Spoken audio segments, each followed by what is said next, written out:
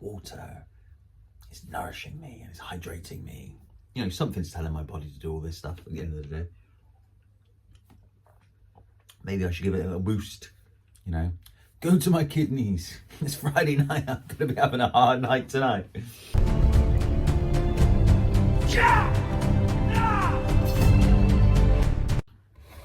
Right. I thought I'd set up in a different area today, a different place to project this nonsense from my studio.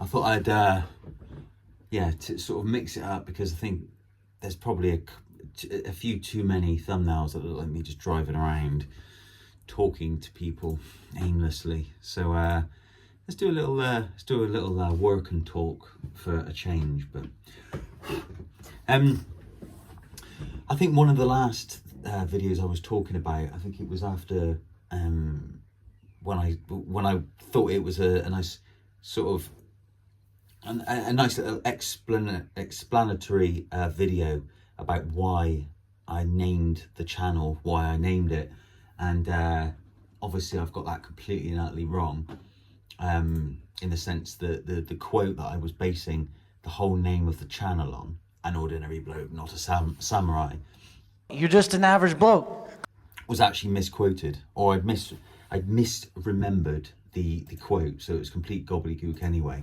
Which, you know, we're this far in now, so, you know, who cares? It did make me laugh, though. I thought, flipping hell. You know, I wonder whether this wouldn't have gotten to the point where someone actually pointed that out to me. But I think there was a few dots to connect there, if that was going to be the case. But like I noticed in that, and what I think it actually is similar, maybe, is what's called the Mandela Effect. And I'm just having a quick look now, actually, to see what that, because I wanted to be accurate with my recollection of the Mandela Effect. But basically says here that is a phenomenon where large groups of people share the same false memory of an event, detail, or pop culture icon. Coined by someone in the 2000s, often stemming from suggestions, false memories, or misinterpretation. So the most famous one is, and I got this wrong as well, even in that video, it's not the I have a dream. That's fucking Martin Luther King. Don't know what I was banging on about there. But the Mandela Effect is, as it says there, it seemed to be that a common collective of people assumed that Nelson Mandela had actually died in prison during the 90s. In the 80s. And it wasn't the case at all. Now, I don't think this thing could really occur now, because this is obviously pre-internet, pre-communication, pre sort of global networking of sharing information. So I don't know if someone dying, or the common collective memory of someone dying, could be a thing, as much as it might have been back in the 80s. So yeah, several like faux pas I've made there. I thought it was Nelson Mandela when I was quoting Martin Luther King, and yeah, anyway, whatever. But some of the other ones that here, like I remember seeing videos on this now. This is just me Googling it, so this is like AI.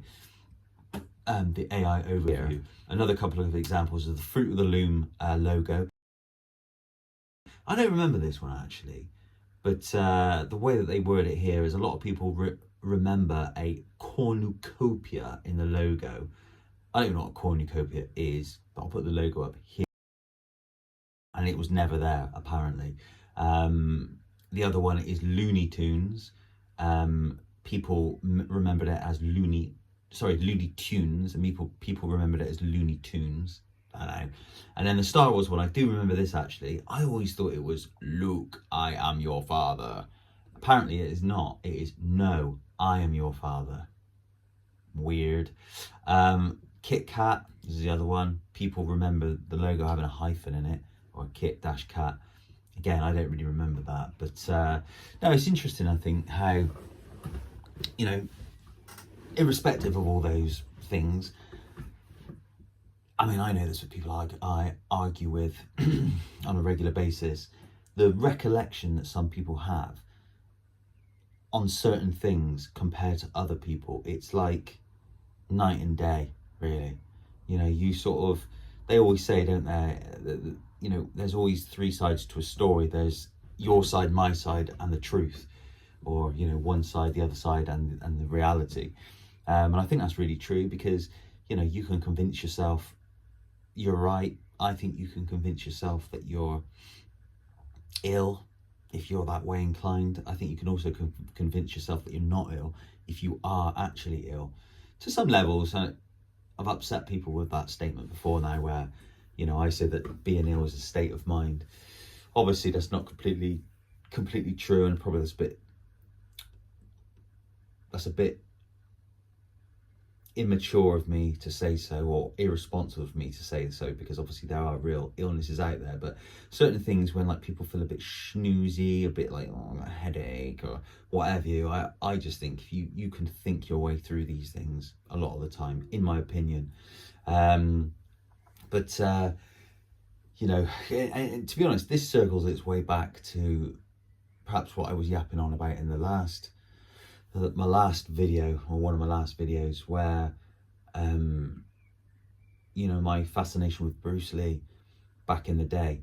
You know, Bruce Lee was I think light years ahead of his time, and he's probably one of those kind of pinnacles of, I don't want to say pop culture, because that sounds too like trendy, but realistically, actually, popular culture, you know, it's not a slight on his name by any means, even though like you hear of like a mystical martial artist and all the rest of it. And to be honest, a real Trojan horse. Like, he spearheaded a complete change in Hollywood, and how, you know, he dealt with a lot of like racial issues as well, being like Chinese American, or, you know, a Chinaman who lived in America, or what have you. But to sort of like wrap him into the whole, you know, the same sort of package as pop culture. I don't want to be too sort of, I don't want to like undermine or, you know, downgrade his impact, I think, that he had on the world, because some of the stuff that he used to say and quote, and his kind of mindset, and that was incredible. You know, and I've read a few books on him, and books that he's like co-wrote and written about his Jeet Kune Do and all this kind of stuff. And one of the things that he would do is he would actively, like, he'd have, I mean, it's probably a trend these days, you know, positive affirmations. That's what people, you know, you see this all the time, like people yapping about this now, like, and it's always some like internet bod or like influencer talking about, oh, I wake up and I do my 5 minutes of positive affirmations. Yeah, fucking hell, man, you've been doing that for ages. And, you know, one of the most famous ones, believe it or not, I don't know, I'd like to believe, was when he had a fight, or he had a scheduled fight with another clan relative to him, teaching the Guilo, the Round Eye, martial arts, or Kung Fu in particular, and he wasn't allowed to do it. But then he had to have a fight, and I think this was even in the film, the Dragon, the Bruce Lee story, where he has to have this fight, and if he would win the fight, he could then teach who he wanted to. But the guy like sucker kicked him, broke his back. And the film doesn't really explore that too much. It's just like broke his back, then he healed and wrote his book and all that.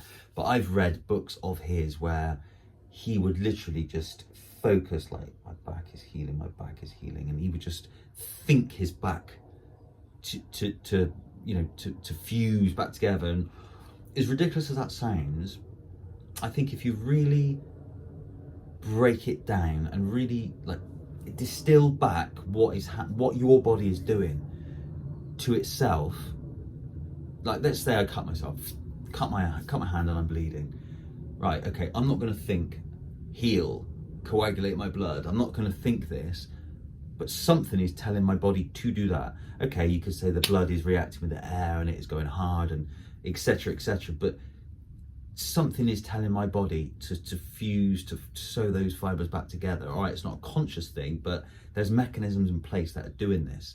And if you take that to the next level and actually think, okay, well, let's like supercharge that thought process, let's supercharge that repair, and just focus the energy.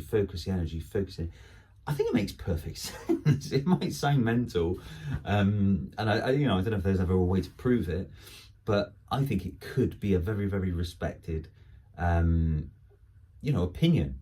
In my opinion, I think if you believe these things, then yeah, you know, you know, the mind is an incredible thing. I think we only scratch the surface of what it is capable of. So I think that's really an interesting take. But yeah, the Mandela effect is what I was starting on. All this is quite a funny thing for me, really, considering the loop now of how I've gone around.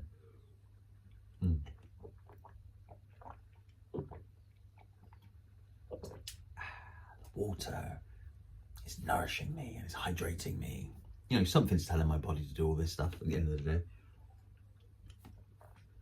Maybe I should give it a little boost, you know. Go to my kidneys. It's Friday night. I'm going to be having a hard night tonight. Yeah, need some hydration. Get those electrolytes where they need to be, because tomorrow morning it's going to be a rough ride, okay?